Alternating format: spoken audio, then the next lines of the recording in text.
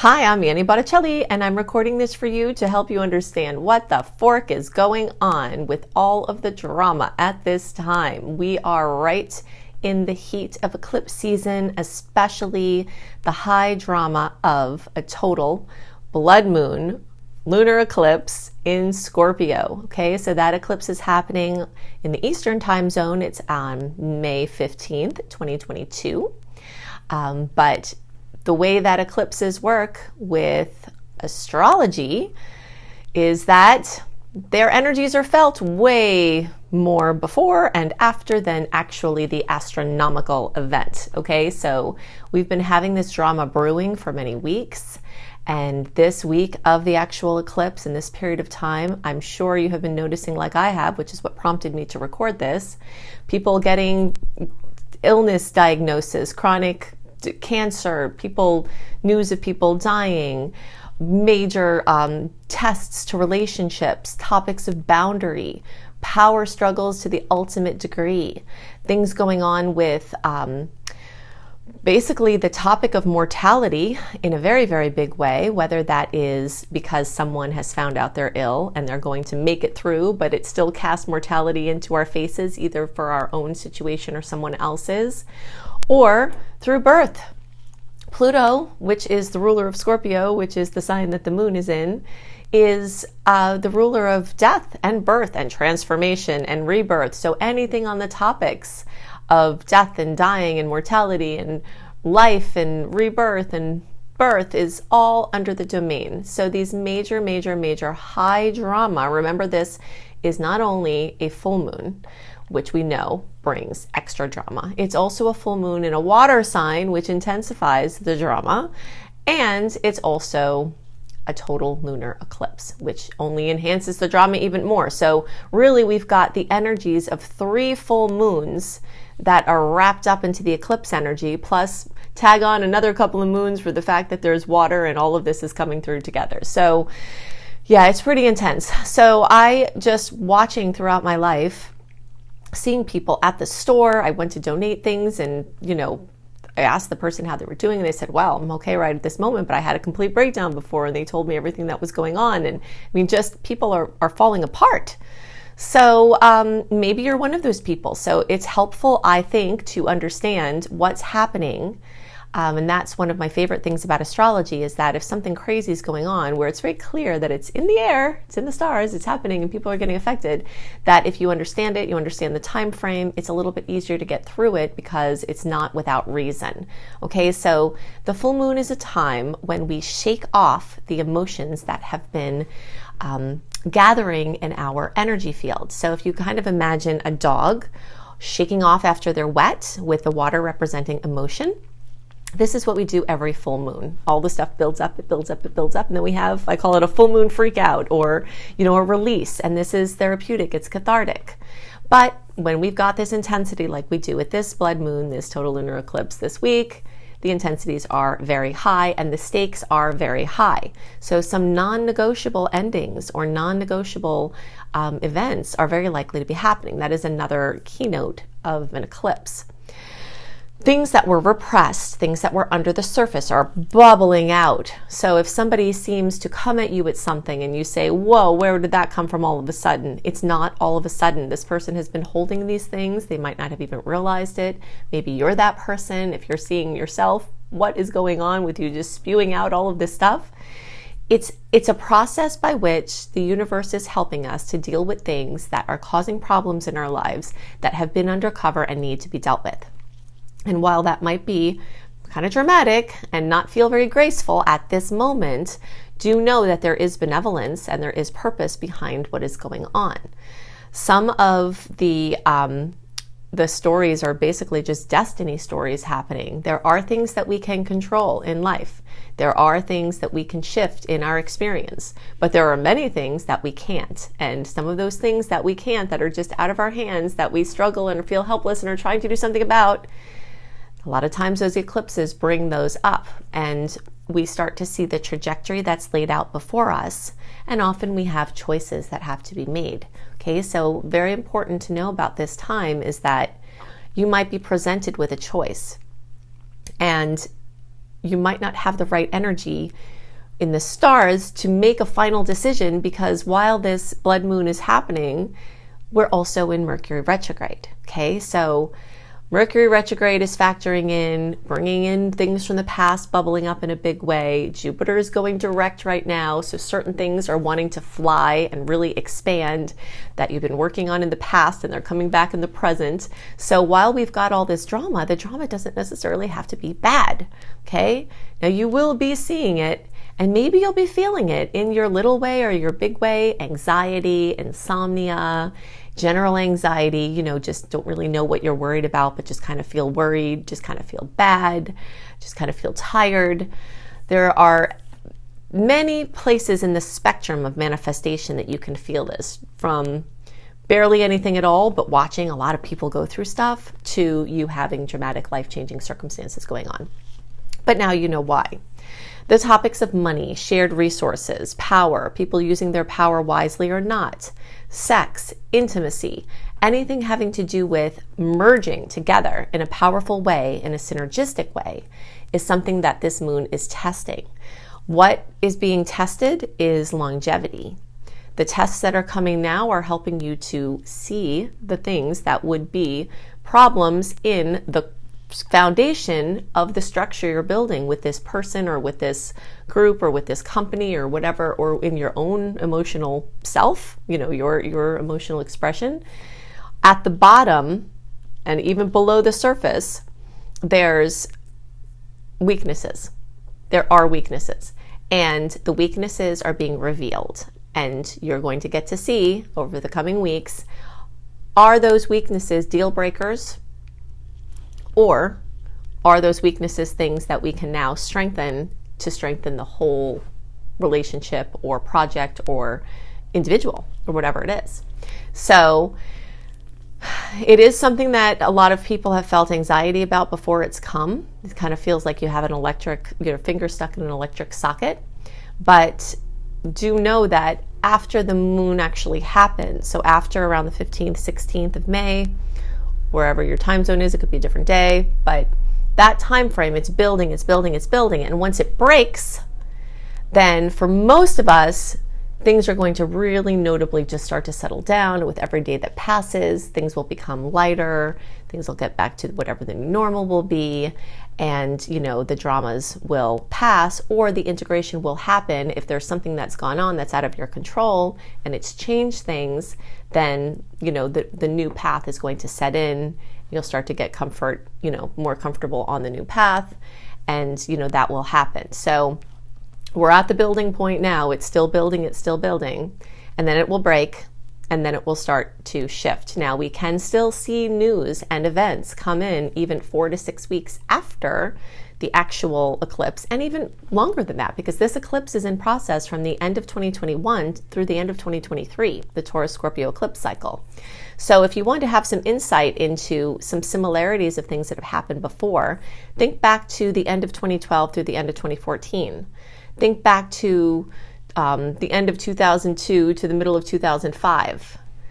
This period of time, those years all had this Taurus Scorpio cycle happening at that time. And while there might have been other things happening then that aren't happening now, or things happening now that weren't happening then, there are some themes that have to do with your individual self-sufficiency versus your merging with someone else, your stuff versus other people's stuff, your sustainability versus your coupleship or your partnership sustainability. And there's a flip-flopping and a reversing and a shifting around of energies in the me and my stuff and we and our stuff sectors. And all of this really drills down to a lot of boundary issues. We teach people how to treat us by what we let them get away with. And when we don't set and hold a boundary, we get resentful. And why do we get resentful? It's because we think someone is crossing our boundary. And sometimes that's true. But also, we're resentful at ourselves because we're not setting and holding the boundary. So this is just a time where the awareness of the resentments, the awareness of what wasn't done that needed to be done, the awareness of what has to be done in order to move forward in a more interdependent or synergistic way is going to start to come in and can really help to strengthen the relationships that are going to stay intact in your life, or help you to heal whatever it was that made you attracted or attractive to relationships that weren't serving your higher purpose for the long run, that you then can heal and rectify so that you can become magnetic to something in a higher vision that you have for yourself. A major topic that is likely to be coming up right now is that of control. You feeling like someone's controlling you, you feeling like you're having trouble controlling yourself, someone feels like you're controlling them. Topics of control are very, very, very common with Scorpio events, and something as intense as this is going to bring this up for sure for many, many, many people, either very subtly or very obviously. There is this thing about the universe with our holographic experience, a hologram meaning what's inside is outside and what's outside is inside. And so we tend to, if we're not controlling something about ourselves, we tend to have this experience that someone is trying to control us. But that, rather than having to read too much into that person is this, that person is doing this to me, we have to ask ourselves, is there something that I have out of control about me that I am not using discipline to control myself? And you're going to see a lot of this come up. So let's say you have a problem with excess with an addiction, okay?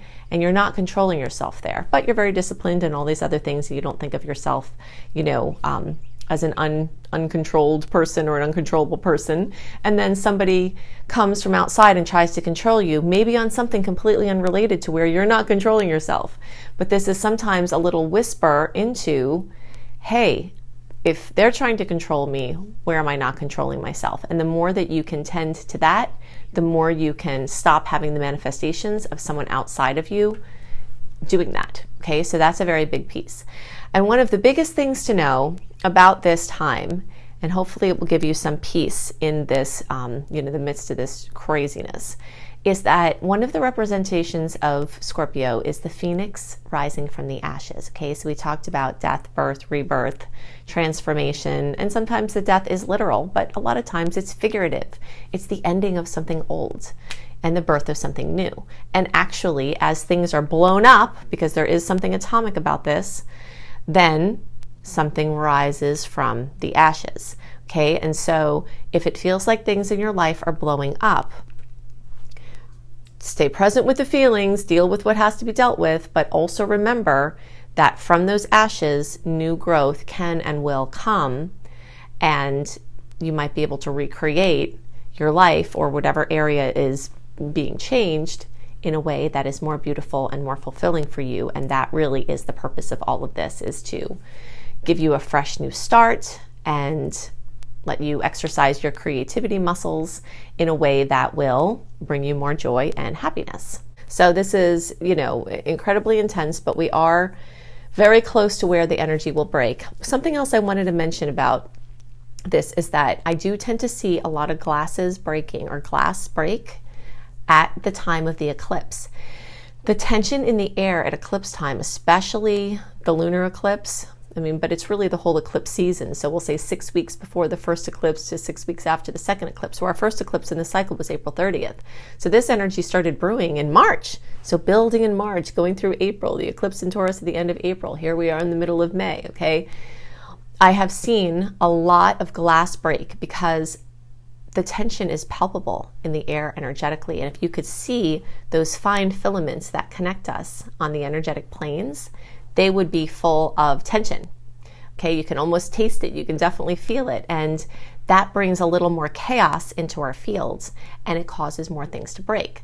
But I always bless and thank the universe whenever anything breaks in the eclipse time, because I really believe that the breaking of the glass breaks some tension in the field, which increases the odds that our field will be more clear and less likely to pull in other things like accidents or, other kinds of negative energies from that tension. Okay, so I wouldn't necessarily say purposely go around breaking glass, but if it does happen, you might take it as, a point of gratitude to say, okay, the tensions were high, and anything that you can do to break the tension, emotional freedom technique, tapping, breathing, getting out barefoot, on the earth, taking a walk, exercise, anything that breaks the tension that's happening in a safe way is going to help you. Napping, meditation, anything that can do that is going to be helpful at this time. And just being aware that it's going on is the most important thing, and being aware that the energies will